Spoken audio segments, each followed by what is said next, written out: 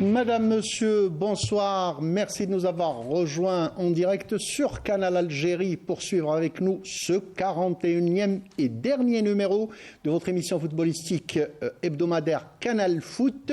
Bien sûr, le dernier numéro de la saison 2023-2024. On essaiera avec toute l'équipe de faire une récap sur les faits saillants ou les faits qui ont marqué la saison footballistique. L'arrivée du nouveau bureau fédéral à sa tête, le président Walid Sadi. Ce nouveau bureau fédéral installé depuis le mois d'octobre, donc 8 mois d'activité. Qu'est-ce qui a été bien fait? Qu'est-ce qui devrait être amélioré concernant le football national? L'équipe nationale et le nouveau sélectionneur Vladimir Petkovic, même s'il est trop tôt pour faire un bilan du coach et de son staff. On parlera aussi de championnat de Ligue 1 Mobilis. Par quoi a-t-il été marqué? Et on dira un mot de la fin, un mot sur l'arbitrage de cette saison. Il y a eu beaucoup de choses dites sur l'arbitrage cette saison. L'équipe de Canal Foot est au complet, avec en plus la présence de l'ex-coach de la sélection féminine U20 et actuel consultant pour la télévision algérienne, Ahmed Aribi. Ahmed, bonsoir. Bonsoir Fatah, d'abord très heureux de vous retrouver, de retrouver aussi l'émission et de retrouver mes chers amis. Merci d'avoir répondu présent, Ahmed. Bien sûr, en face de vous, l'enjeu blanc, l'indéboulonnable et le fidèle Abdenour Kawa. Abdenour, bonsoir. Bonsoir, le boulon risque d'être un peu... bonsoir à nos amis téléspectateurs. Bien sûr, très heureux de clôturer cette saison qui a été... pas assez longue, mais disons, il y a eu beaucoup de péripéties. On va en parler tout au long de cette émission. Et juste à côté de vous, notre consultant pour la télévision algérienne, Djilali Touzi. Djilali, bonsoir. Bonsoir Fatah, bonsoir à toute l'équipe. Ravi d'être parmi vous et bonsoir à nos chers téléspectateurs. Et on y va donc pour la première rubrique qui est les 3 points de Kawa après le jingle.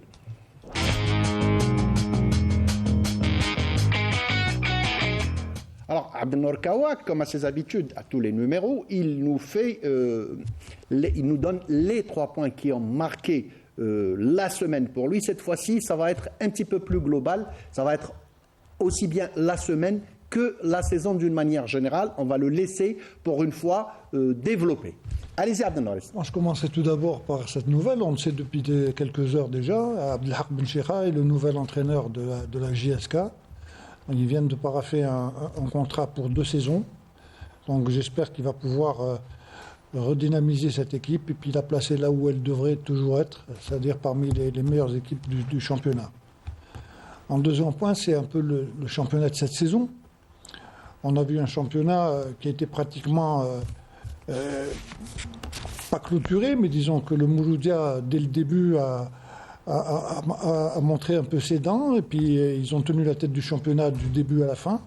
Donc c'est quand même une prouesse assez qu'il faut retenir. Mais par contre, on a vu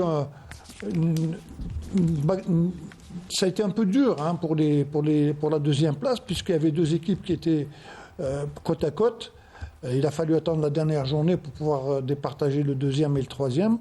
Au début, le CS était beaucoup mieux placé que le CRB. D'ailleurs, ça a été une surprise pour la dernière journée. Pour terminer second. D'ailleurs, on a eu la semaine passée notre ami Abdelkader Amrani qui avait parlé de cela. Qui n'avait pas d'explication. Absolument. Si ce n'est qu'ils avaient joué des matchs très rapprochés les uns des autres. Il avait de la peine à composer un 11. Absolument. Et bon, tant mieux, le CRB termine 2e. Et puis on va retrouver donc d'ici vendredi la finale de la Coupe d'Algérie, où ça sera le Mouloudia et le CRB qui vont disputer cette finale. Pardon Abdenour, si je peux me permettre de vous rajouter, le CRB vient de battre un autre record, c'est la 5e année consécutive où il va participer à la Champions League africaine. Oui, c'est exact. Bon, puis chaque année, on fait une rétrospective. On s'est dit, la première année, c'est une année d'essai, donc il leur faut du temps pour pouvoir s'habituer à cette Coupe d'Afrique. La seconde année, ça a été la même chose. Malheureusement, ils n'ont pas pu dépasser le cap des 8e de finale. C'est un peu malheureux. Bon, pour cette 5e année consécutive où ils vont s'engager également en Coupe d'Afrique, j'espère qu'ils vont faire un meilleur parcours. Et il y a eu également, il a fallu attendre la dernière journée pour voir, mis à part Ouetsouf, qui était pratiquement condamné depuis La mi-saison. de mi-saison. Il y a eu quand même une poursuite entre Ben Aknoun, Schleuf, Magra, le MCO, le Bayed, donc ça a été un peu difficile. Finalement, c'est Ben Aknoun qui a rétrogradé. Bon, j'espère que Ben Aknoun et Ouetsouf vont pouvoir se rattraper très vite et essayer de rejoindre le plus rapidement possible la division 1. Et enfin, un troisième point, moi je pense que c'est une première depuis longtemps.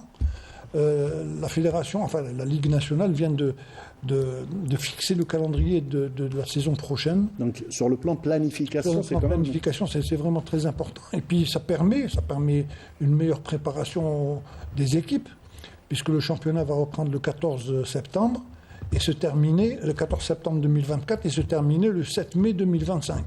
Donc tout est ficelé. En tenant compte des dates... En tenant compte, bien sûr, des dates africaines, pour les équipes qui sont engagées et en Champions League et en Coupe de la CAF. Et bien entendu, les différents regroupements de l'équipe nationale, si cela nécessite le report de matchs au cas où certains joueurs locaux seraient convoqués éventuellement en équipe nationale. Donc moi je pense que c'est une très bonne chose. Pour une fois qu'on a donc un calendrier qui est figé dès le départ, donc ça va permettre aux équipes, comme je vous l'ai dit précédemment, de pouvoir se préparer de la meilleure manière possible. Voilà, très bien. Donc on a fait le tour des 3 points. Merci Abdelnour. Ça a été très clair, ça a été très bien développé. On y va vers la deuxième rubrique, Jingle Team DZ.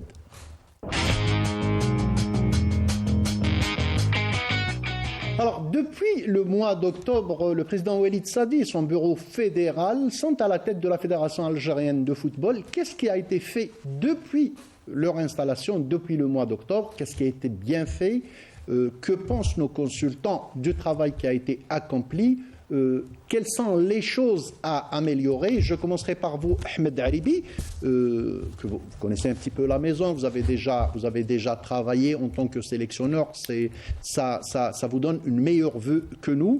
Quand même, le président Walid Sadi et son équipe sont venus avec un planning, c'est-à-dire ils sont venus avec j'allais dire, une façon de faire totalement nouvelle. Comment vous jugez le travail de cette équipe?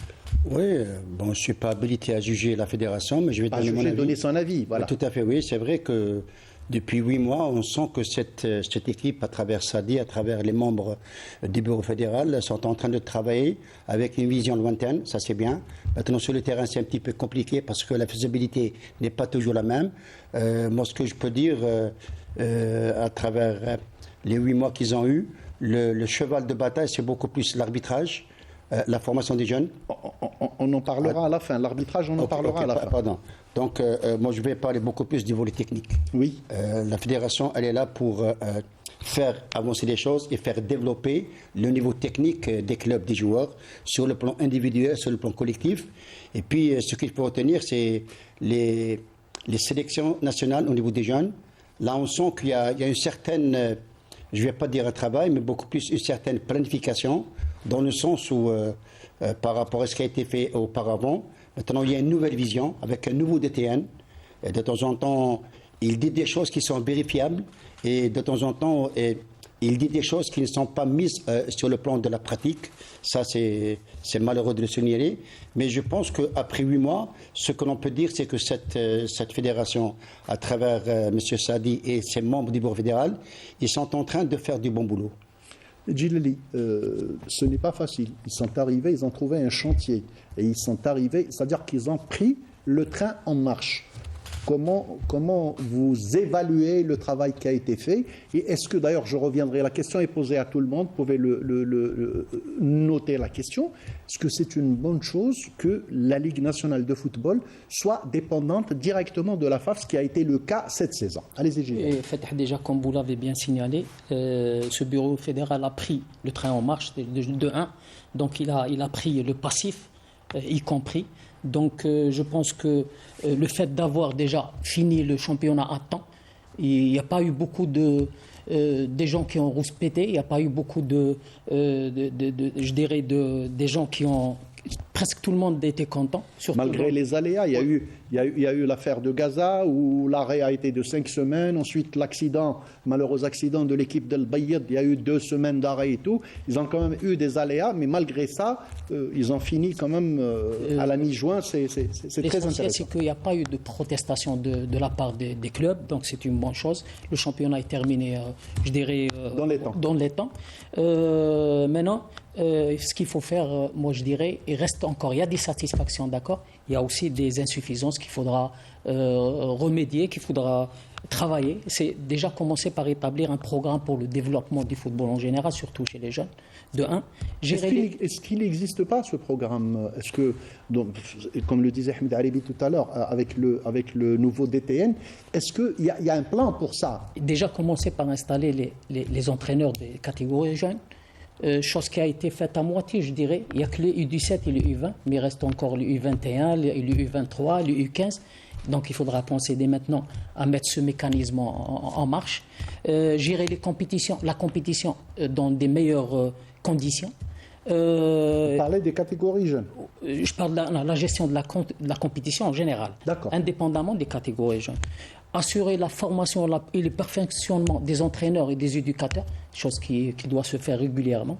Le calendrier annuel doit être, je dirais, appliqué à la lettre pour permettre aux techniciens d'élaborer leur planification en fonction du calendrier. Les matchs de championnat ou de coupe, je dirais qu'ils doivent, surtout pendant la période du carême, où ils font jouer les matchs l'après-midi. Donc il faudra dès maintenant prendre des décisions et demander aux clubs de trouver les terrains qui sont à proximité pour pouvoir jouer en nocturne. En principe, il y a des constantes. Au vu du discours du président, au vu du discours du bureau fédéral, au vu du discours des techniciens, c'est-à-dire des acteurs, il ne devrait pas y avoir de sujet là-dessus. C'est-à-dire jouer pendant le carême, pendant le mois de Ramadan, jouer dans la journée, en principe, ça ne devrait plus exister. Non, Gilali, on en a déjà discuté.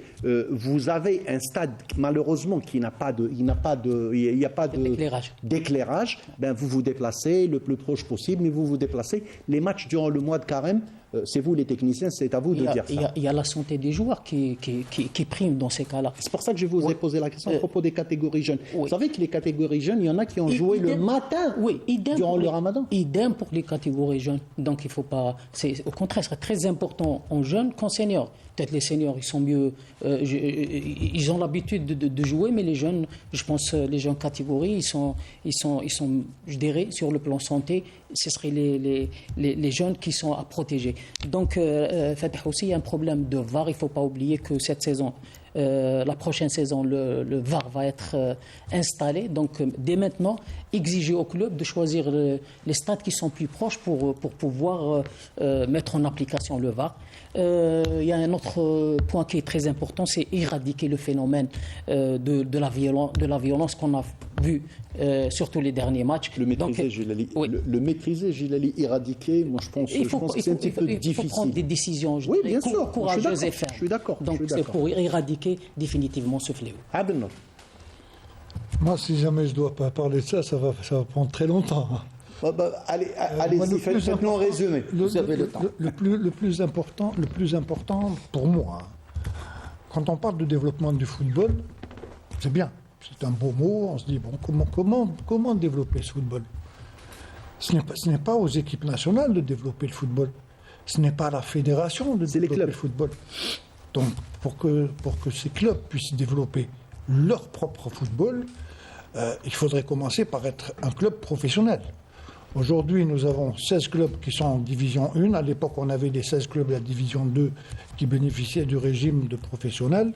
Mais malheureusement, la majorité des clubs ne le sont pas du tout. Parce que la base du professionnalisme, et ça traîne depuis 2010, hein, depuis que le professionnalisme a été instauré en Algérie. Donc, chaque club devait avoir son centre de formation. Et c'est à partir de là qu'on peut commencer à parler de développement. Parce que là, quand on voit des jeunes s'entraîner sur même pas un quart de terrain. Un jour, ils sont ici, un autre jour, ils sont en déplacement. Ils font la tournée des stades qui sont plus ou moins libres.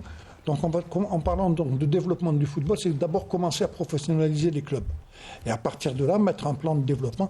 Vous savez, aujourd'hui, à l'époque, chaque pays gardait en secret un peu sa manière de travailler. Mais aujourd'hui, c'est universel. C'est un livre ouvert. Absolument. Donc, pour pouvoir travailler d'abord, que les clubs soient professionnels, qu'ils aient un outil de travail. L'outil de travail, c'est le terrain. Il n'y a pas autre chose. Et à partir de là, commencer à former des formateurs, parce qu'on n'en a pas des formateurs. Ouais. Aujourd'hui, on est en train de voir la direction technique. La majorité de ce qu'on voit, c'est bon, il y a les diplômes premier degré, deuxième degré, troisième degré pour les anciens joueurs. Puis il y a le CAF C, CAF B, CAF A. On est arrivé à CAF Pro actuellement, où il y a un contingent qui est en train de passer ce diplôme. Mais ça, c'est pas une fin en soi. Le fait d'avoir un diplôme, pour moi, le diplôme, c'est un permis d'exercer, tout simplement. Aujourd'hui, la jeunesse, nous avons des talents. L'Algérien a une qualité innée, ça c'est indéniable. Donc, mais comment pouvoir le développer? On est en train de voir, il y a des déperditions énormes depuis des années et des années. Il y a des joueurs qui sont passés inaperçus, qui avaient des qualités extraordinaires. Donc, arriver déjà, en parlant de développement, que les clubs soient dotés d'une infrastructure propre à eux. Donc, avoir leur sorte de préparation, et là, mettre à leur disposition des entraîneurs qui sont capables de développer ces jeunes-là. Parce que ce n'est pas n'importe qui, vous savez, là. Moi, je me rappelle, quand j'ai commencé à être entraîneur, dès qu'un joueur terminait sa carrière, avant même qu'il ait des diplômes, on me dit, bon, tu vas au niveau des U15, des... Ah non, là, c'est une spécialité, et là, chaque catégorie a un plan de travail qu'il faut savoir maîtriser, qu'il faut savoir développer. Et donc de ce côté-là, c'est très important. Aujourd'hui, cette fédération doit en principe, on a parlé de ça en 2010, on en a parlé en 2014, après la Coupe du Monde, on en a parlé en 2018, en 2022. Aujourd'hui, nous sommes à la veille d'une Coupe du Monde et on n'a pas tellement avancé, à l'exception du Paradou, du Mouloudia qui vient d'avoir son centre de formation qui va être opérationnel à partir de la saison prochaine pour les jeunes. Bon, ils vont avoir en plus le terrain de Douvira, où il y a des terrains annexes qui pourront être actuellement utilisés. Mais quand on revoit un peu les catégories jeunes du Mouloudia depuis des années, ce sont des catégories qui vivaient de nomadisme. Un SDF. SDF, absolument. Ils sont une fois à tel terrain. Lui est passé d'ailleurs par là et il en sait quelque chose. Donc je reviens forcer tous les clubs à avoir leur centre de formation. Et il y a eu un projet qui a été mis en place il y a de cela quelques années, où tous les clubs avaient bénéficié d'une assiette et tout, mais on n'a pas vu beaucoup de clubs terminer leur centre de formation. À partir de là, parce que les équipes nationales de jeunes, c'est l'émanation des clubs. Tout à fait. Ce n'est pas le fait d'avoir un international, on le ramène. Ce n'est pas l'équipe nationale de le former, c'est à son club de le former. Quand il arrive en équipe nationale, c'est pour pouvoir rentrer dans un moule qui est tracé, et pour toutes les catégories. Or, ce qu'on a vu, quand on fait une rétrospective des résultats des jeunes, depuis des années, à l'époque, moi je me rappelle, la seule participation que nous avons eue à un mondial, c'était en 78, à l'époque de Karmali. À l'époque, c'était les Bouiches, les Yahib, les Shaïb, les Djennadi et tout. Mais depuis... 79. 79. Oui, 79, c'est ça. Coupe du Monde à Tokyo. Oui. Au Japon, absolument. Et à partir de là, on n'a pas vu grand-chose. On a eu des petits trucs comme ça où le Chan, on a remporté le Chan, on a remporté tel... Mais il n'y a pas une constance de résultats. Et ça prouve qu'il n'y a pas un suivi, qu'il n'y a pas de développement. Donc la première des choses, c'est vrai que cette nouvelle fédération est installée depuis 8 mois, mais il y a des choses positives, et bien évidemment, mais il y a des choses qui devraient être développées beaucoup plus rapidement. D'accord. Je reviens vers vous, Ahmed Aribi. Souvent, on entend les techniciens, beaucoup de connaisseurs de football, parler de la pierre angulaire des sélections. Ça devrait être les DTR, les directions techniques régionales. Je ne sais pas si elles sont installées, Ahmed Aribi. En tout cas, même si elles sont installées, À mon avis, ça reste un avis, vous n'êtes pas obligé de le partager, elles ne doivent pas être très actives. Moi, je me rappelle à l'époque, les DTR étaient très actifs et c'était des noms et pas des moindres. C'était Karmali Allah yarhamou, c'était Rouaï, c'était ces gens-là qui s'occupaient de. Là, c'était le 15. Absolument, le 15 à Skikda, à Ribi, c'était des noms très très lourds. C'était des noms, des dénicheurs de talent. Voilà, justement, vous touchez les doigts, les dénicheurs de talent. Moi, j'ai eu la possibilité à l'époque, j'étais affecté par la DGS au niveau de la Ligue. J'ai travaillé avec un DTR qui est Hamid Zoubaler. Alger, oui. D'accord. Et puis, il y a aussi Ahmed Arab, Allah yarhamou. Oui, Allah yarhamou, oui. Il y a Bouhafs Taïb, je ne sais pas si vous connaissez. Oui, bien sûr. Oui, et puis la composante de cette DTR au niveau des sélections régionales, c'était beaucoup plus des anciens joueurs formés. Parce que si vous me permettez, j'ai envie de rebondir légèrement sur ce que vient de dire Abdelnour concernant les diplômes qu'on attribue aux techniciens. Tous les diplômes se ressemblent. Ce qui veut dire qu'il n'y a pas de classification d'entraîneur. Expliquez-moi ça. Ça veut dire que tout le monde peut prendre les jeunes, tout le monde peut entraîner les seniors. Alors que pour entraîner les jeunes, il a parlé des formateurs. Le formateur, d'abord, c'est un métier, c'est un profil.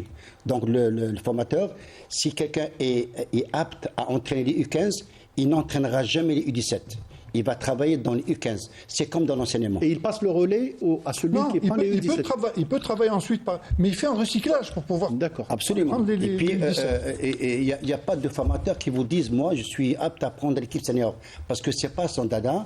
Lui, il est là pour un profil des U15. Parce que vous savez, au niveau des catégories jeunes Fatah, il y a ce qu'on appelle la connaissance des étapes de croissance. Si un formateur ne connaît pas les étapes de croissance, il va casser les jeunes. Ahmed, ça devrait exister dans les modules de formation. Ça devrait exister. Mais justement, je vais en venir à tout cela, parce qu'actuellement, on n'a pas de centre de formation. Actuellement, le volume horaire des catégories jeunes, il est en deçà de la réalité. Où est-ce qu'il est, le collège des entraîneurs? Qu'est-ce qu'il fait, le collège des entraîneurs? Le collège des entraîneurs, mais je ne peux pas vous répondre. Il y a un DTN qui est placé, il y a un conseil, qu'on appelle ça non, mais c'est juste une question. Oui. C'est juste une question. Parce que le collège des entraîneurs, il a un rôle. Non, parce que je voudrais insister sur l'aspect du formateur. Le formateur est d'abord important. Il faut d'abord placer le formateur avant les joueurs. Nous, on fait l'inverse. Ce qui fait qu'à chaque fois, il a parlé de déperdition. On perd beaucoup de jeunes joueurs. Il y a cette catégorie des U21 qu'il faut revoir. Moi, je dis tout simplement que pour être en U21, pourquoi pas placer des jeunes qui ont 15 ans, 16 ans, 17 ans, 18 ans, parce que quand vous avez 20 ans, 21 ans... Mais Ahmed, je voudrais poser une question. C'est très intéressant ce que vous me dites, et c'est une question valable pour tout le monde. Avant de passer au prochain chapitre, au chapitre de l'équipe nationale, je sais pas, peut-être que je suis un petit peu nostalgique. Non, mais c'est vieux jeu, non, appelez ça comme vous voulez. Non, appelez ça comme vous voulez, c'est vrai. Ouais. À l'époque, tu peux faire une équipe nationale juste de Skikda, de la GSMS. Oui. De la GSMS, tu peux former une équipe nationale. Du CS Constantine, tu peux former une équipe nationale. Du MC Oran, de l'ASM d'Oran. Abdelnour, tu as joué l'ASM d'Oran, tu as joué face à des jeunes qui pouvaient être en équipe nationale. Je vais ouvrir une petite parenthèse. Oui. Vous avez parlé d'équipes nationales qui auraient pu être faites par tel ou tel club. Sûr, bien sûr. Moi, je me rappelle mes premières... Mais pourquoi ça n'existe plus? C'est à ça que vous devez me répondre. Mes premières convocations en équipe nationale, à l'époque où il y avait le Duc, ça remonte donc Lucien Leduc. À 68. Hein. Eh ben, moi, je me suis retrouvé avec 7 gardiens de but. 7 gardiens. J'étais le 8e. Mais 7 gardiens de but, qui c'était? C'était Abrour, Nassou Allah yarhamou, Saïd Houchen Allah yarhamou, comment il s'appelle, Krimo Allah yarhamou, Ounas, Hanchi, Ammar Tani Allah yarhamou Ta'annat. Donc, et on pouvait prendre n'importe lequel et le mettre dans les buts, c'était d'égale valeur. Absolument.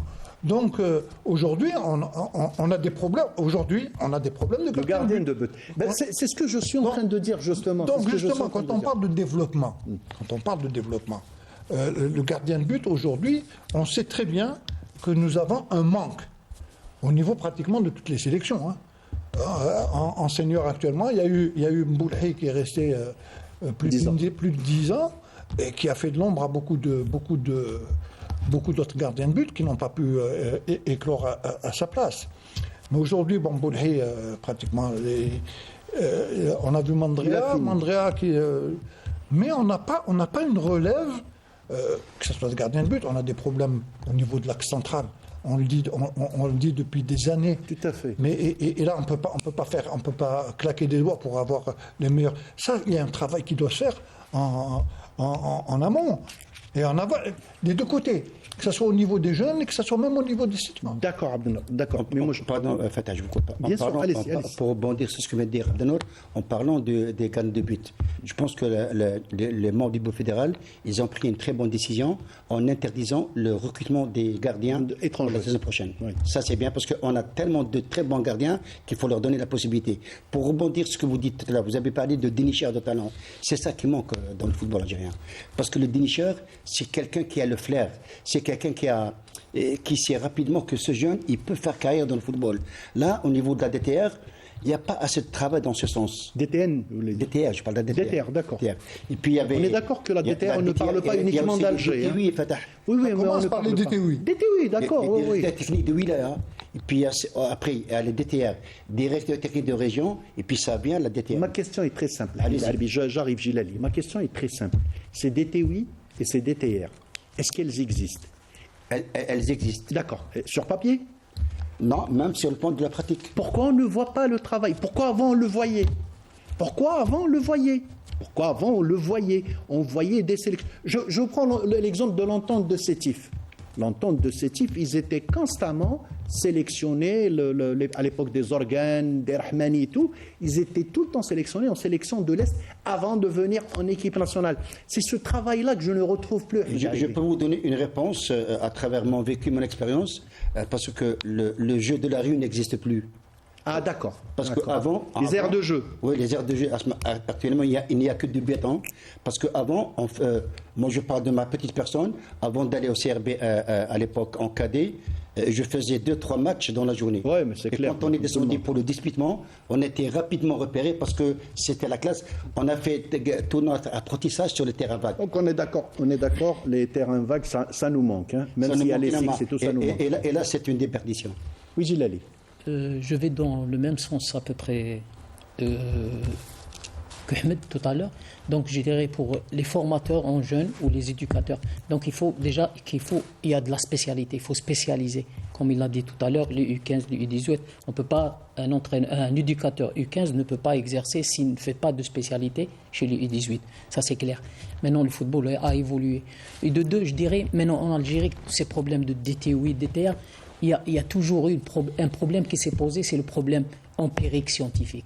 Maintenant, vous avez déjà parlé, c'est des anciens joueurs qui peut-être n'avaient pas une formation conséquente, mais ils arrivaient à dénicher des joueurs, l'oiseau rare en quelque sorte. Maintenant, ça n'existe plus. Il y a ce problème de chevauchement entre l'empirique et le scientifique. Moi, je pense que c'est un faux problème, Gilali. Oui, c'est un faux problème, C'est un faux problème parce que je vais vous dire, entrave. Il y a de très bons joueurs. Il y a de très bons joueurs qui ont fini excellents entraîneurs et excellents sélectionneurs.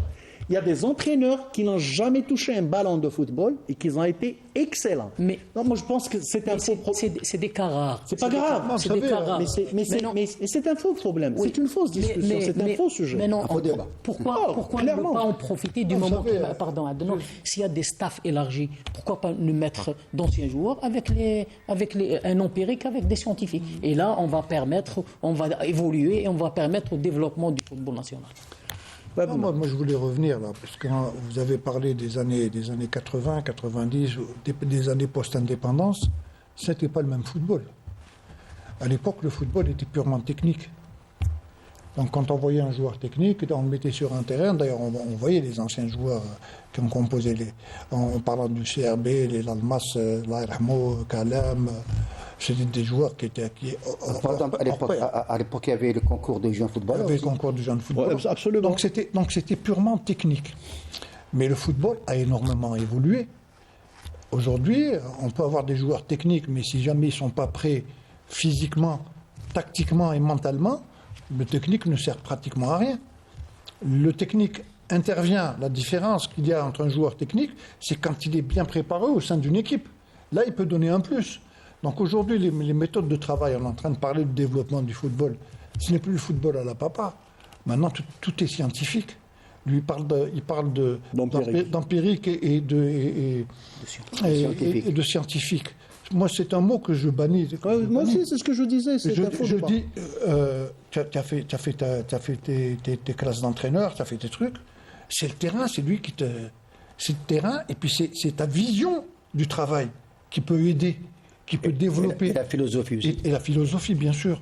Donc aujourd'hui, le football n'est plus le Il y a même. un paramètre très important Ouais. qu'il ne faut pas oublier, c'est la démonstration qui est très importante chez un jeune footballeur. Oui, mais- Surtout un jeune, si on n'arrive pas à démontrer Gilles, un je geste suis technique, entièrement d'accord, là, Gilles. on ne peut pas. Je suis et il ne entièrement faut pas d'accord. oublier que Gilles, un jeune, il a Gilles, un truc très développé Gilles, sur le écoute-moi. plan photo. Écoute-moi. Pourquoi je dis c'est un faux débat? Vous êtes d'accord avec moi? Vous avez pratiqué le foot, vous avez joué. Et vous avez fait des formations aussi. Donc vous êtes scientifique et empirique. Abdelnour de même. Abdelnour, il a joué toute sa vie, il a été champion d'Afrique et il a fait toutes ses formations, il a été sélectionneur, il a été tout ce que vous voulez. Ahmed Haribi, il a joué pour de très très grands clubs et il a été sélectionneur national des U20. Donc il fait les deux. C'est pour ça que je vous dis, c'est très simple. Allez, je vais dire les choses comme elles sont, même quitte à fâcher des gens. Quand on est empirique et on a envie de devenir scientifique, on le devient. peut. On Voilà. peut. N'est-ce pas, Abdelnour? Mais le scientifique ne peut pas devenir empirique, c'est ça le problème. Ouais, exactement. On est entraîneur. Exactement. On ne peut pas devenir entraîneur. On est entraîneur. On a les qualités pour ou pas du tout? Absolument. Pardon? On est entraîneur. Ou on ne l'est devient pas. On ne le devient pas. On est né du verbe naître. Voilà. N-A-I-T. Est-ce que vous êtes d'accord avec moi? Oui, moi je suis d'accord. Vous savez, être entraîneur, c'est le leadership. Et où on est leader, ou on ne l'est pas. On ne peut pas le devenir. On peut pas le devenir. Allez, on avance. On a pris beaucoup de temps sur le bureau fédéral. Donc, l'équipe autour de moi, l'équipe Canal Foot, est d'accord pour dire il y a des choses qui ont été faites, il y a d'autres choses qui doivent être développées. On leur souhaite beaucoup de courage et beaucoup de réussite dans le reste de leur mission. Un autre volet, c'est le nouveau sélectionneur national. On s'est dit, il est trop tôt quand même. Il a joué 4 matchs, ce sélectionneur national, donc on ne peut pas établir un bilan. Mais on peut quand même donner un avis sur la nouvelle manière de travailler en équipe nationale, la nouvelle manière de gérer cette équipe nationale, la nouvelle manière que Vladimir Petkovic est en train d'inculquer aux sélectionnés et d'inculquer aux nouveaux joueurs qui sont venus récemment en équipe nationale. Ahmed Haribi, on peut quand même établir un premier bilan. Après les 4 matchs, 2 matchs amicaux lors du tournoi et 2 matchs officiels, qu'est-ce que vous pensez de cette façon de travailler? Oui, c'est un peu prématuré de porter un jugement final pour Petkovic parce qu'il démarre dans sa fonction. Vous savez, être sélectionneur, c'est pas quelque chose de facile, hein. C'est très compliqué parce que sélectionner, c'est choisir, c'est éliminer. Moi, ce que je retiens de ces 4 matchs Fatah, c'est beaucoup plus la deuxième mi-temps qui a été réalisée contre l'Ouganda. Parce qu'on a vu en deuxième mi-temps que l'état d'esprit des joueurs a complètement changé. On a vu une équipe vraiment portée vers l'offensif. Il y a eu moins de défaillances sur le plan défensif.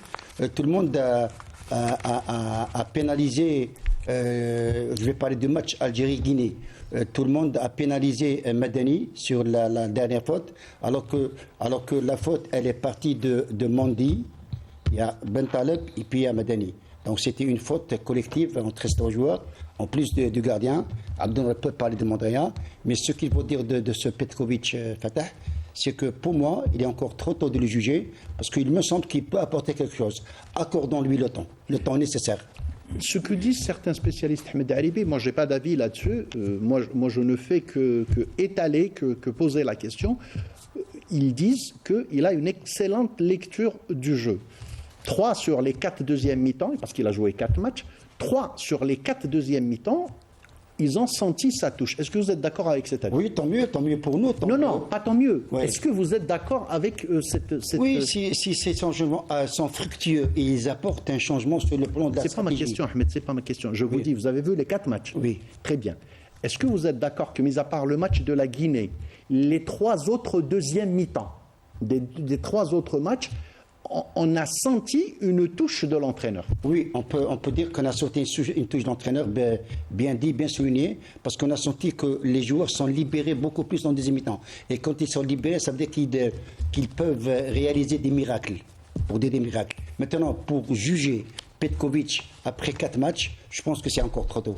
Abdelnour, j'arrive, Gilles, Oui, il n'y a j'arrive. pas de souci. Vous savez, moi je reviens, bon, on parle de Petkovic, d'accord, il n'a pas eu beaucoup de temps pour pouvoir mettre en place ses idées. Vous savez, quand on fait un stage il y a eu des matchs amicaux de 3 jours, 3-4 jours, on n'a pas le temps de mettre l'idéal. L'idéal, bien sûr, moi je l'ai toujours dit, c'est quand on arrive à avoir un regroupement à la veille d'une Coupe d'Afrique où on a l'ensemble des joueurs à disposition pendant pratiquement 3 semaines. Donc en 3 semaines, on peut faire un travail conséquent. Mais là, pour Petkovic, c'est vrai, il y a eu 2 matchs amicaux, une défaite à domicile, une victoire à l'extérieur. On ne peut pas dire que c'est négatif, mis à part le fait d'avoir perdu face à la Guinée. Parce qu'on est passé carrément complètement à côté, oui. Ça peut arriver. Hein. Ouais. C'est pas la seule fois où on est passé à côté. Hein. Donc faire un bilan, un pré-bilan, c'est prématuré, ça c'est certain. Ahmed l'a dit, moi je le redis encore. Donc il faut laisser le temps. Mais il y a une chose qui est certaine, c'est que nous avons besoin de renouveau dans cette équipe. On a vu, il y a convoqué tel ou tel joueur. Le problème n'est pas sur ce joueur-là ou la meilleure des choses qu'il a lieu de faire, c'est d'avoir un groupe conséquent et cohérent. Qu'on retrouve un peu la joie de jouer sur le terrain. Parce que quand on revoit un peu, même le match de l'Ouganda, même en deuxième mi-temps, si on a été disons, on avait fait une meilleure deuxième mi-temps, mais on ne sent pas cette équipe d'Algérie rageuse, comme on l'a vu de par le passé, où pendant 90 minutes, c'est 90 minutes de combat, ou 90 minutes où tout le monde est en train de se placer, de se déplacer, de se replacer. Mais Abdel, je vous pose la question. Vous me tendez la perche juste pour vous dire. On a vu une sorte de régression dans l'évolution des joueurs, dans l'évolution de l'équipe nationale. Est-ce que, quand même, ça date d'il y a quelques mois, ce n'est pas nouveau. Mais bien sûr. Je veux dire, c'est pas avec l'arrivée de Petkovic que... Bien sûr. Voilà, allez-y. C'est certain, mais Petrovic arrive et il a une équipe qui est malade. Il ne faut pas oublier qu'on est passé à côté de 2 Coupes d'Afrique. Absolument, Coupe d'Afrique, Coupe du Monde. Donc c'est une équipe qui était complètement abasourdie. C'est dû à quoi, justement? C'est un groupe affecté. C'est qu'il n'y a pas eu le rendement escompté. Il n'y a pas eu les résultats escomptés. On était tellement fiers de notre équipe en 2019, on s'est dit qu'est-ce qui s'est... On a oublié de jouer. Absolument. On a oublié de jouer. Et pendant ce temps-là, les équipes africaines travaillent et développent leur football. On l'a vu. Hein. Quand on voit même la Guinée, on est en train de dire qu'est-ce que c'est que la Guinée. On est en train de le voir aujourd'hui en Coupe d'Europe. On a vu des équipes qui étaient inexistantes en train d'amener le pion à des grandes nations de football. Donc en Afrique, c'est la même chose. Donc nous avons tout intérêt maintenant à nous remettre au travail, à choisir les joueurs qui... De toute façon, on est en train de voir, il y a des joueurs qui sont en fin de carrière, qu'on le veuille ou pas. Donc ramener un sang nouveau dans cette équipe. Les injecter. Vous savez, quand on a une équipe qui tourne bien, et puis on ramène des jeunes, qu'on fait rentrer, 1 sur 2 jeunes, on injecte. Là, on peut juger. Mais quand on met carrément des jeunes sur une équipe qui est déjà malade, ça devient problématique et les résultats sont absolument. Voilà. Oui, Gilles.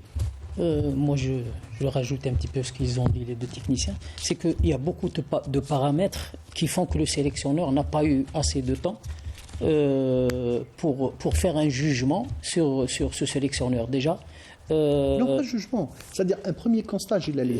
Déjà, c'est sûr qu'on ne peut pas parler de jeu. Déjà, Fatah, il a commencé par rajeunir l'effectif de 1 et de 2. Il ne faut pas oublier que entraîner en Suisse et entraîner en Algérie, c'est pas la même chose. Donc il y a un autre mode de fonctionnement, il y a un autre environnement, il y a beaucoup de pression par rapport à là où il était.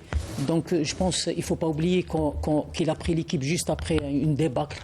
Donc il y avait un petit peu malade, un groupe malade, un petit peu, je dirais, disloqué, un groupe un petit peu perdu. Donc on ne peut pas le juger en laps de temps parce qu'il a eu une date de FIFA, c'était au mois de mars. Donc il y avait 2 matchs amicaux pour pouvoir faire une revue d'effectifs. Bon, maintenant, après, 2 mois après, il y avait ces 2 matchs qui est très important. On peut dire qu'on a échappé belle malgré la défaite, la première défaite. On s'est ressaisi lors du 2e match et je pense que c'est de bon augure pour la suite. Donc à l'unanimité, On doit lui laisser le temps. On était d'accord dès le départ. On ne peut pas juger, on ne peut même pas établir un pré-bilan. On peut juste donner un avis. C'est pour ça que j'ai insisté, Ahmed Haribi, sur au moins un détail, parce que ce n'est pas moi qui le dis, c'est les spécialistes qui le disent.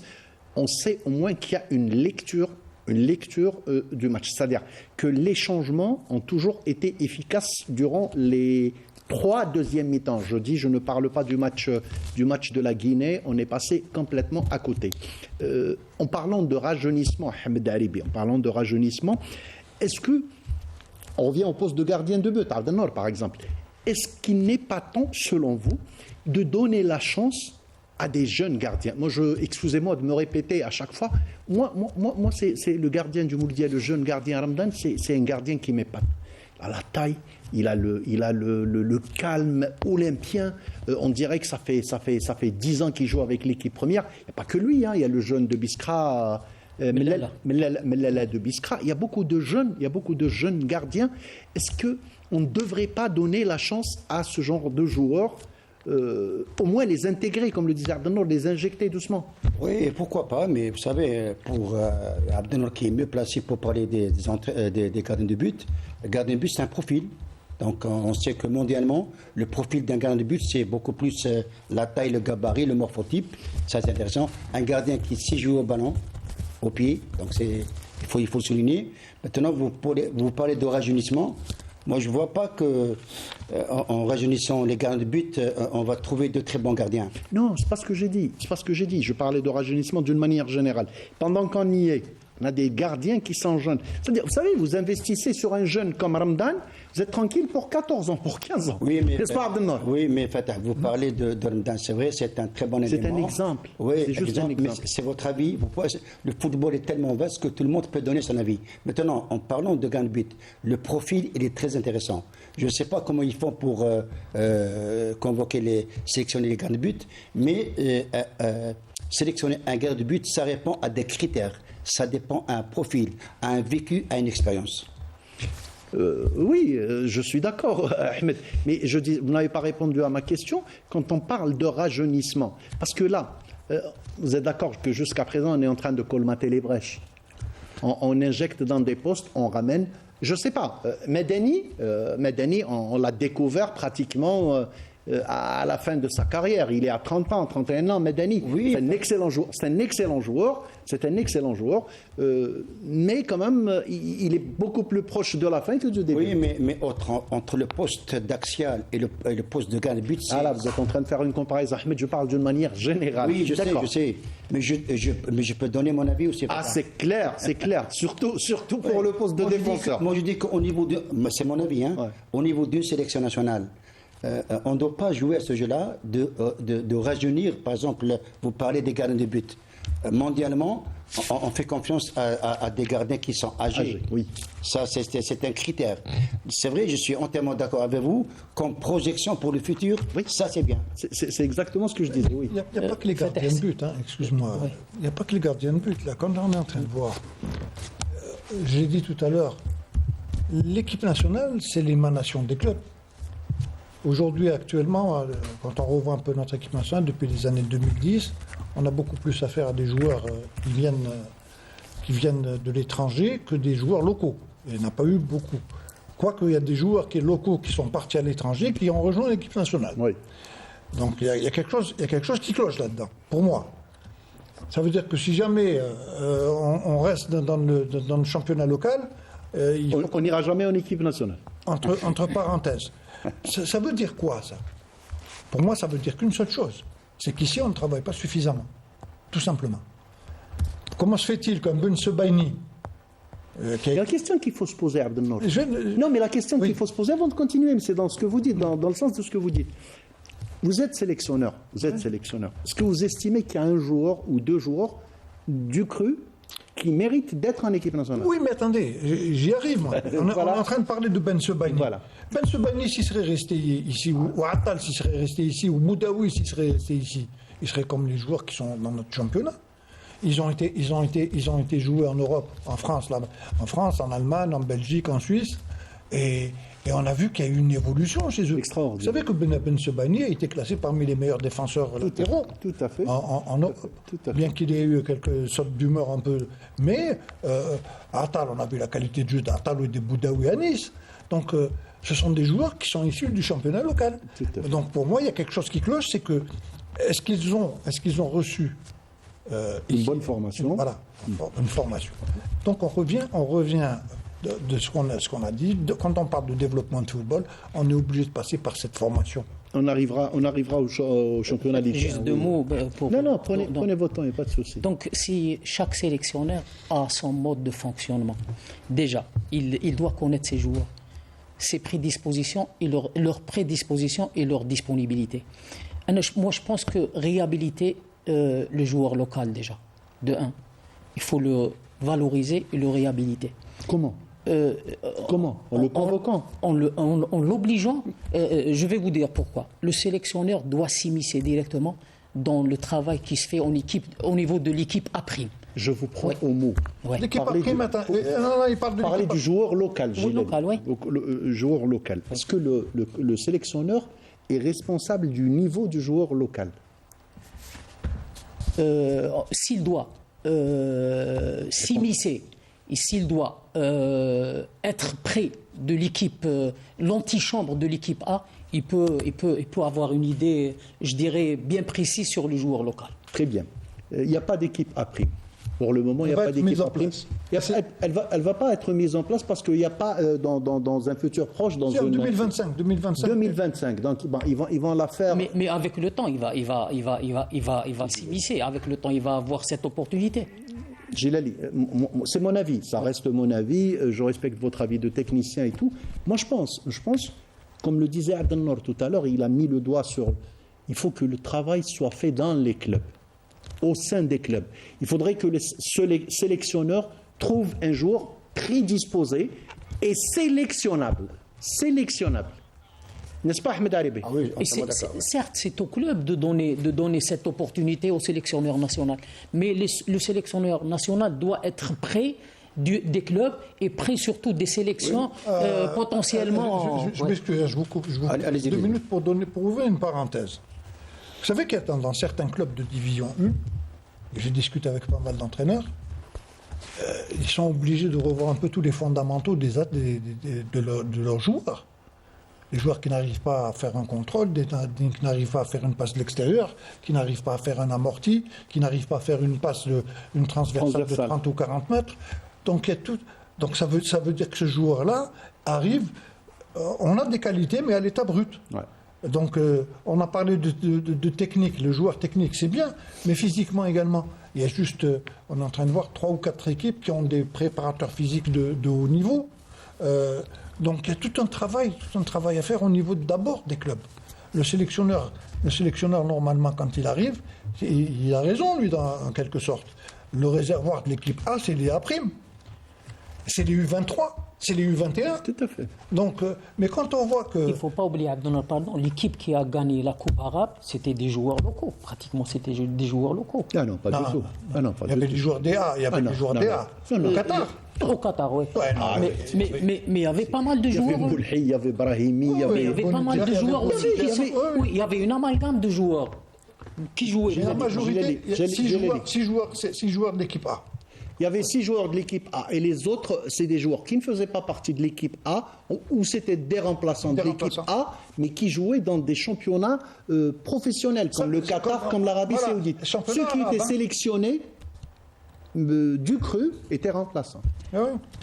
Oui, Ahmed. Abdelnour, il parle du joueur senior qui ne sait pas faire un contrôle ou un contrôle orienté. Le problème qui se pose au niveau des catégories seniors, c'est que par rapport à un certain temps, il n'y a pas de joueurs qui ont fait leur classe au niveau des catégories de jeunes. Ils viennent carrément en senior. Donc pour pouvoir avoir un bon contrôle, il parle du volet technique. Le volet technique, ça se passe au niveau de la tranche d'âge de 12 à 15 ans. Là, et on dit que la tranche d'âge de 12-15 ans, c'est l'âge d'or des acquisitions. Ce qui veut dire qu'on fait une préparation technique approfondie, et puis on passe au volet tactique. Si vous n'êtes pas bon techniquement, vous ne serez jamais bon tactiquement. Ce sont deux éléments qui marchent ensemble. Après, il y a le support qui est le physique. Le physique, il vient à partir de 17-18 ans. Mais de 17-18 ans et vers le bas, c'est beaucoup plus le volet technique. Dixit, C'est important. Dixit, l'ex-sélectionneur national. C'est important ce qu'il dit. Je suis d'accord avec lui dans la mesure où on a des qualités techniques qu'on peut développer. Mais si on n'a pas les qualités techniques nécessaires, on arrive à un certain stade où on va bloquer. Mais par contre, il est en train de parler des U15. Aujourd'hui, en Europe, dans certains pays, au niveau des jeunes, on les laisse s'exprimer. Il n'y a pas de dispositif qui est mis en place, il n'y a pas de système de jeu. C'est l'insouciance. Voilà, on laisse le joueur jouer comme il l'entend sur un terrain. Ça, c'est pour apprendre les sensations avec le D'accord. ballon. La créativité. Ce n'est que par la suite, parce que le physique, on peut le développer. Le mental, on peut le développer. Mais la technique, ou tu l'as ou tu ne l'as pas. Tu ne peux pas développer... Ça, c'est un long débat. Voilà. C'est un Non, long c'est- débat. c'est C'est très un long. long débat reviendra. sur lequel on restera très longtemps. Très longtemps. Stoll n'est pas d'accord. Abdelnour Stoll est en train de dire le technique, il faut que tu viennes avec. Il faut que tu arrives avec Mais le c'est ce que technique j'étais dans en ta train de poche. dire. Ben ouais, voilà, c'est ce Mais que je suis en train de dire. Dans Le compte vient du quartier. Pardon, dans le contexte actuel, avoir 22 joueurs du championnat national, c'est du domaine de l'impossible. Ah oui, c'est clair. Mais maintenant, si on a 4 ou 5 joueurs du championnat local, c'est déjà... Faudrait-il encore les avoir? Allez, le débat est très intéressant, mais on risque de passer la nuit ici en parlant de ça. Donc on passe à la prochaine rubrique après le jingle, donc jingle Ligue 1.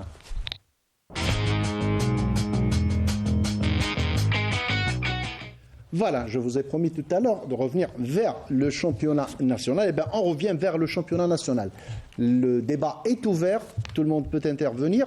Alors, comment vous avez trouvé le niveau? Il faut dire que ça a été différent, mais complètement différent de la saison passée, de la saison d'avant. Allez, on va dire, les 4 dernières saisons, le CRB survolait le championnat. Il le survolait, 4 fois champion et tout. Cette année, c'est plutôt le Mouloudia.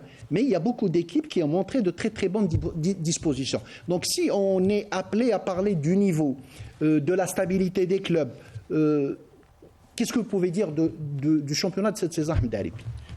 Oui, On a eu à commenter beaucoup de matchs Tout à fait, ensemble. oui. Donc, Pour avoir commenté quelques matchs, différents matchs entre différentes équipes, je dirais tout simplement que le niveau il est moyen. Pourquoi il est moyen? D'abord, une comparaison, Ahmed, avec la saison dernière. Hein. par rapport à la saison dernière. Voilà. Oui, je pense que par rapport à la saison dernière, bien vu, je pense que cette année, elle est beaucoup plus meilleure. D'accord. Ouais, parce qu'il y a certains clubs qui ont compris qu'il faut changer de mode de préparation. D'abord, le Mouloudia d'Alger, ils ont été champions, je vais vous dire, grâce à un grand nombre de pourcentages par rapport à la préparation foncière qu'ils ont eue. Même le coach, il l'a dit. Tout à fait, oui. Non, c'est-à-dire le contenu de la préparation bien sûr. est totalement différent de ce que faisaient les clubs algériens. Ça, c'est une nouveauté. Ils ont travaillé le volet physique, mais si vous voulez, dans une certaine ambiance, dans une certaine joie. Vous savez comment il a appelé, pardon Ahmed, je vous Allez-y, interromps, allez-y. comment il a appelé ça, le coach Patrice Baumel, il a appelé ça le vivre ensemble. Le vivre ensemble. Ils ont fait une expédition pendant 48 heures. On avait vu des photos, on avait vu des vidéos. On a dit à Abdelnour, on a dit Gilali, il y en a qui ont rigolé, voyant des joueurs prendre des planches, des tranches d'arbres, traverser des étangs, traverser des marais et tout. Mais c'était au-delà du physique. Au-delà du physique, c'était le vivre ensemble, la solidarité. Ça a créé un club. Ça, c'est très important pour la réussite d'un groupe. Parce qu'un groupe, vous vivez au quotidien, vous êtes ensemble, vous mangez ensemble, vous dormez ensemble, vous vous entraînez ensemble. Ça crée un certain lien familial. Le Mouloudia d'Alger, c'est grâce à cette préparation qu'ils ont eu. Bon, c'est pas beaucoup plus grâce à cette préparation, mais ça a été un critère déterminant dans le championnat algérien. Maintenant, moi, à travers les matchs que j'ai commentés, ce que je peux dire comme synthèse, c'est qu'il y a beaucoup d'équipes qui viennent pour ne pas gagner les matchs. Pour ne pas perdre, vous voulez dire. Tout à fait, oui. Donc, alors qu'ils ont la possibilité. Quand est-ce qu'ils vont vers l'offensive? C'est quand ils encaissent des buts. Alors qu'ils ont au début la possibilité d'aller vers l'avant et de créer le danger. On peut donner un exemple. Le match du Mouloudia face à Chlef, on a vu une première mi-temps, un Chlef royal. Royal, absolument. Mouloudia a failli passer à la trappe, et en deuxième mi-temps, plus rien. Oui, j'ai remarqué aussi, moi je veux parler des entraîneurs, c'est pas un critique, mais c'est un constat technique. J'ai pas vu beaucoup d'entraîneurs varier le dispositif. C'est rare, il y a uniquement Amrani qui a utilisé un 3-4-3 et un 3-5-2. La plupart des coachs algériens, ils utilisent beaucoup plus 4 défenseurs, 5 défenseurs. Ils ont cette hantise de perdre les matchs. Parce que, vous savez, quand vous perdez, vous êtes limogé. Donc c'est ce qui fait, donc, c'est ce qui fait que certains entraîneurs n'arrivent pas à développer le niveau de jeu et de dispositif de leurs joueurs. Mais Ahmed Aïbi, vous vous avez donné, à mon avis, vous avez donné le mauvais exemple. Abdelkader Amrani, que j'aime beaucoup comme entraîneur, comme personne aussi, que je reçois tout le temps, avec beaucoup de plaisir. Je lui ai donné l'autre jour, la semaine dernière, les amis se rappellent, je lui ai dit, expliquez-moi comment face au Mouloudia en demi-finale de Coupe d'Algérie, vous avez joué 25 minutes. Tous ceux qui ont vu les 25 premières minutes pensaient que vous alliez mettre une raclée au Mouloudia. Et plus rien. Au bout de la 25e minute, on n'a plus revu le CS Constantine. Vous qui dites que c'est quelqu'un qui change de schéma tactique. Loin de moi l'idée de le juger. Je suis inapte à juger quiconque. Hein. Bien sûr. Ce que j'ai envie d'expliquer, c'est que là, on voit que cette saison, pour la nouvelle saison, Amrani n'est pas reconduit. Est-ce que vous savez pourquoi? Parce qu'il a libéré certains joueurs que la direction ne veut pas les libérer. Alors que le choix des joueurs, c'est l'entraîneur. Ça c'est bon. On ne peut pas se placer à la place de quiconque. Bon. Il y a eu plusieurs sons de cloche.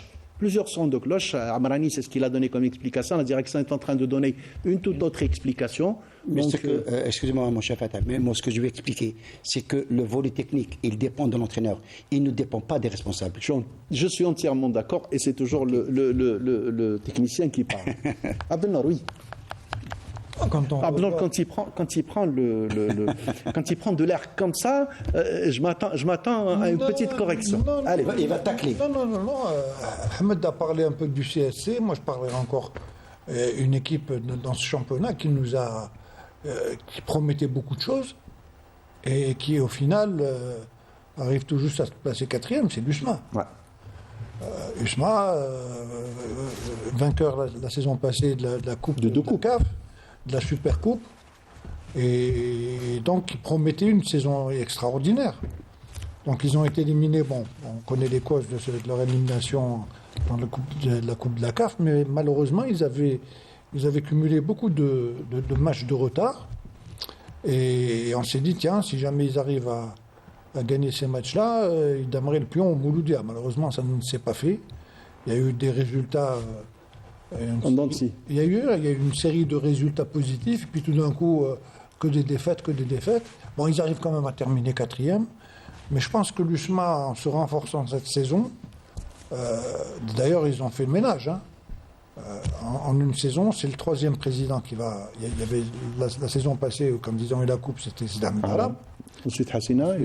Et là, maintenant, il y a un nouveau président. Et avant, c'était Achor Djigloul. Les entraîneurs, c'est la même chose. Il y a eu Abdelhak Benchira, Garrido qui a été critiqué pratiquement tout au long de la saison. Donc il va y avoir certainement un nouvel entraîneur. Je ne pense pas qu'il va être reconduit. Donc c'est un peu l'équipe qui a été plus ou moins, entre guillemets, décevante. Mais je reviens également, vous avez cité Schleff. Schleff, vous savez, Schleff est une équipe qu'on connaît très bien depuis quelques années. C'est une équipe qui a d'excellents joueurs qui n'arrivent pas vraiment à s'exprimer à fond, mais qui ont quand même un fond de jeu. On a vu l'équipe de Schleff faire des matchs extraordinaires. D'ailleurs, la première mi-temps contre le Mouloudia. Moi, je pense que Schleff, si jamais ils arrivent, ils ont eu de gros problèmes financiers, à l'image de Schleff, Biskra, Magra, enfin toutes ces équipes-là qui sont en train de souffrir financièrement. Mais je pense que si Schleff avait quand même une manne financière assez conséquente, je pense qu'ils donneront le pion au grand ténor de notre championnat. Pour moi, cette saison, elle était riche. Il y a beaucoup de nouveautés par rapport aux saisons précédentes. C'est que le niveau technique, pour moi, il est surtout dans certains matchs supérieur à la moyenne. De 1, de 2, c'est une saison très prolifique en but. Il y a 556 buts qui ont été marqués, donc une moyenne de 18 buts par... Ah, je pensais que c'était 555. 556. 18 buts par match. On avait de très jolis buts marqués, des frappes lointaines, des gestes techniques à l'intérieur de la surface de réparation. Beaucoup de victoires à l'extérieur aussi, il ne faut pas oublier. Pas beaucoup de matchs nuls, surtout avec un score vierge, on n'a pas vu beaucoup de matchs nuls. Des influences records parfois où il y a des matchs où il y avait... oui, influence. Je parlais d'affluence du public. Oui. On a vu des matchs où il y avait énormément de monde. Donc il y avait des matchs, il y a de l'engouement, il y a de la ferveur. C'est très important. Il y a aussi le joueur local qui est demandé à l'étranger. Pas mal de joueurs peut-être vont partir. Il y a l'éclosion de pas mal de jeunes joueurs aussi qui ont émergé. Je pense que pour moi, la qualité technique individuelle, elle existe maintenant. Il reste la rigueur, le sacrifice, la régularité, surtout l'abnégation, et le travail tactique. Parce que le joueur algérien ne sait pas quoi faire lorsqu'il a le ballon, il ne sait pas quoi faire lorsqu'il n'a pas le ballon. Ça, c'est très important. Oui, Ahmed. Oui, je rejoins un petit peu Djilali, mais là, la formation d'un joueur est très importante. Hein. Parce qu'il y a un cursus d'abord de formation. Si ce cursus n'est pas respecté, le joueur ne peut pas faire carrière dans le football. Ahmed, on me dit que c'est l'heure de l'appel à la prière. Allah. On va écouter l'appel de la prière d'El-Isha et on revient au débat. إن الصلاة كانت على المؤمنين كتابا موقوتا صدق الله العظيم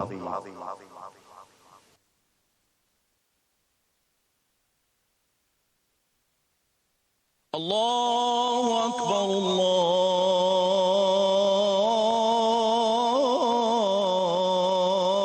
الله أكبر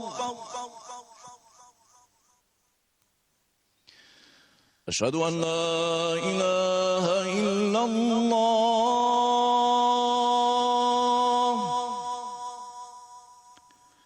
أشهد أن لا إله إلا الله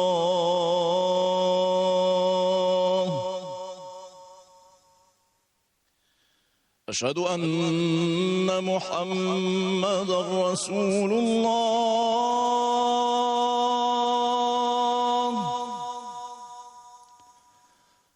أشهد أن محمد رسول الله حي على الصلاة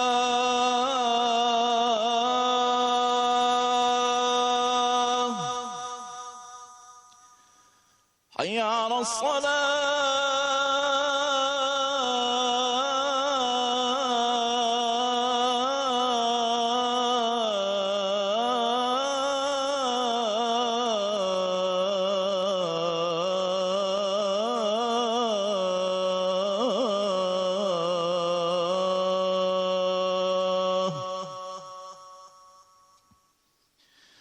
حي على الفلاح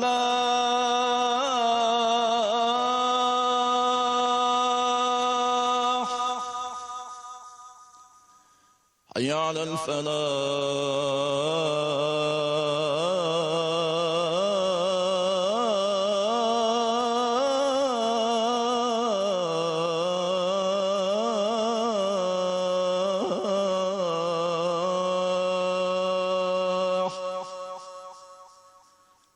الله أكبر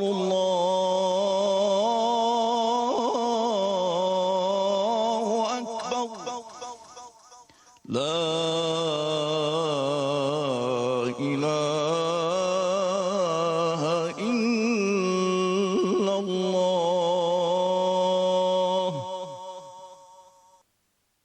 اللهم رب هذه الدعوة التامة والصلاة القائمة آت محمدا الوسيلة والفضيلة وابعثه مقاما محمودا الذي وعده. Amin ya Rabbil Alamin, taqabbal Allahu salat al-jami' bimazidin min al-ajri wal-maghfirati wat-tawab. On revient à notre débat et on passe au dernier chapitre, c'est le chapitre de l'arbitrage. On va y aller très très vite parce qu'on n'a plus beaucoup de temps. Je m'adresserai d'abord à Gilali Touzi. Comment, si vous êtes appelé à donner votre avis sur l'arbitrage cette saison? Allez, en 2 mots, comment vous le jugez? Il y a eu des satisfactions, il y a eu des carences. Il ne faut pas oublier que nous ne disposons pas encore de la VAR, donc c'est très pénible pour les arbitres. Moi, je pense qu'il faudrait... la désignation des arbitres a été un petit peu, je dirais, incomplète ou hasardeuse. Donc il faudra revoir la désignation parce que chaque match a son propre arbitre. Donc les désignations. Et une chose qui est importante et qui est positive, c'est que le fait d'avoir mis dans le bain plusieurs jeunes arbitres, c'est déjà un bon signe pour l'avenir. Il y en a qui ont émergé effectivement, mais au final, c'est un constat, je ne vais pas dire amer, mais c'est un constat réel. Au final, quand il y a une grosse affiche et tout, on y va vers Mustafa Gerbel. C'est peut-être l'un des meilleurs arbitres au monde actuellement. En tout cas, c'est le meilleur arbitre africain, ça c'est certain. Mais il fait partie des 10 meilleurs arbitres au monde, ça c'est certain aussi. Abdelnour, vous ne pensez pas que la formation il y est pour quelque chose, ou du moins les recyclages? Bon, on a vu des situations, mais vraiment, on n'a même pas besoin de VAR ni d'autre chose pour voir que l'arbitre a fauté. On ne dit pas que c'est volontaire, on n'accuse personne et tout, mais quand même, il y a eu beaucoup de contestations dans certains matchs. Beaucoup d'équipes disent qu'on a perdu beaucoup de points à cause des arbitres. C'est vrai, c'est une évidence. Hein. De toute façon, l'arbitrage a toujours été, entre guillemets, un point noir, parce qu'on se souvient des saisons passées également, les équipes se sont plaintes énormément des arbitres. Bon, il y a une nouvelle donne avec cette nouvelle fédération. Je sais qu'ils prennent ça à cœur, donc il a bien entendu, quand on parle de formation, une formation complète. Et c'est vrai, il y a une émergence de jeunes, mais il y a beaucoup d'arbitres qui, normalement, devraient être écartés pour éviter ce genre de problème. Indépendamment du fait que je pense que la saison prochaine, la VAR va être pratiquement installée dans la majorité des terrains. Ça va aider énormément aux fautes commises, entre guillemets, par les arbitres. Et c'est vrai, on leur accorde le bénéfice du doute. Bien sûr. Ils ont pris le train en marche, ils ont pris le train en octobre. Donc le mot est lancé. La Fédération et la Ligue nationale de football devraient quand même s'occuper très sérieusement de ce volet, Ahmed Ali. Oui, rapidement. Moi, je suis pour le rajeunissement des arbitres, parce que c'est très important. Et puis, vous avez cité Gerbel parce qu'il a une certaine... D'abord, personnalité, il a un certain charisme, ce qui fait de lui le meilleur arbitre national. Et puis, il y a aussi cette manière que fait Gerbel, c'est qu'il laisse l'avantage. Tous les arbitres qui laissent l'avantage, ça fait développer le football, ça donne de l'intensité dans le jeu. Et puis, il y a certains arbitres, moi je vais citer à titre d'exemple M. Hassan Mohamed, à l'époque où j'étais joueur, c'est quelqu'un qui connaissait tous les joueurs d'Algérie à travers leur prénom. C'est le cas de Abdelnour Kouras aussi. Tout à fait. Abdelnour Kouras qui appelait les joueurs par leur prénom. Absolument. Et c'est très important. Et les joueurs le disaient, les joueurs à l'époque, ils le racontaient, ils le disaient, quand ils t'appellent avec le prénom, déjà, tu ne peux même pas réagir. Ils t'appelaient avec ton prénom. Absolument. Ouais, c'est très important. Et c'est ce qui fait que c'est un arbitrage beaucoup plus psychologique. Ça, c'est très important. Donc, on est d'accord, tous d'accord autour de cette table, qu'il y a beaucoup de travail à faire encore sur le plan arbitrage, formation, recyclage, mais aussi sur le plan psychologique. Oui, Très important. vous avez parlé formation, recyclage et psychologique. C'est très important. Quoique, il y a beaucoup de stages de perfectionnement qui se font. J'espère que la saison prochaine, on aura des arbitres encore meilleurs. Vous êtes d'accord, Parce que parfois l'arbitre il est mis dans des conditions qui ne sont pas réunies. Très compliquées. Très compliquées. Donc parfois l'arbitre, et surtout lorsqu'il n'y a pas de VAR, parfois l'arbitre peut se tromper, même avec la VAR et on peut se tromper. Donc imaginons il y a eu à un moment donné aussi l'influence des galeries. Tout à fait. Et le problème, il se pose pratiquement les phases allées. On n'a jamais vu de problème d'arbitrage. C'est pendant les phases retour, effectivement. Voilà. Malheureusement, toute belle chose a une fin. On arrive à la fin de ce dernier numéro de Canal Foot. J'ai eu le plaisir d'accompagner cette équipe avec aussi Mziane Iril, qu'on salue, Mziane Iril qui nous a accompagnés sur plusieurs numéros. Ça a été un plaisir. Gilali, je vous laisse le mot de la fin. Moi, si vous permettez, Fatah, je dois remercier et féliciter les anciens joueurs de Ain Boussif et à leur tête le président Youssef pour l'initiative qu'ils ont prise. Un tournoi vétéran qui a été mis Je leur souhaite beaucoup de réussite et beaucoup de courage. Voilà, Abdelnour, un dernier mot de la saison. Pour la saison, non. Parce que la saison, on en a suffisamment parlé. Moi, je voulais lancer Non, juste... de la saison de Canal Foot.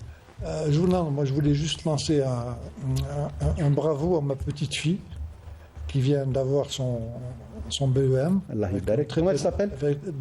Dana. Dana. Alors Dana, on te salue, c'est l'équipe de Canal Foot qui te salue. Qui a eu une très bonne note, pratiquement 18 au niveau Allah yabarak. des résultats. Donc bon courage et surtout bonne continuation. Et aussi le fils de notre rédacteur en chef, Mokhtar Hamani, son fils aussi, Également. qui a eu le brevet, qu'on salue, et à qui on dit bravo. Ahmed Aribi, un dernier mot. Bon, un dernier mot, je vous l'adresse à vous. D'abord, vous vous êtes acquitté très très bien de votre tâche. Vous avez très bien remplacé Saïd Flak, donc c'est à votre honneur. Merci beaucoup. Moi, je tiens à remercier mes amis, les consultants qui ont été là. Je remercie les techniciens, je remercie toutes les équipes qui ont travaillé avec nous, à commencer par les maquilleuses. Je reviens vers les cadreurs et les caméra-women comme Friel et Shahinaz qui sont tout le temps là, surveillent le détail du détail. Le maestro Stoul, qui est le chef de plateau qui suit tout ce qu'on dit sur le plateau. Et je n'oublierai pas Fadela et Tahar aussi.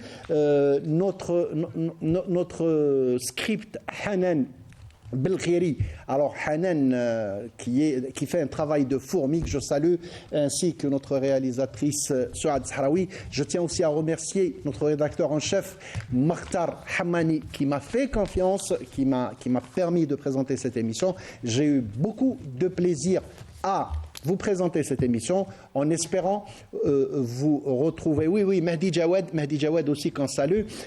En espérant vous retrouver, Madame, Monsieur, la saison prochaine pour une nouvelle aventure sur Canal Foot. Merci de nous avoir suivis. Restez sur Canal Algérie. On se retrouvera très bientôt, probablement sur d'autres émissions sportives sur Canal Algérie. Bonne soirée.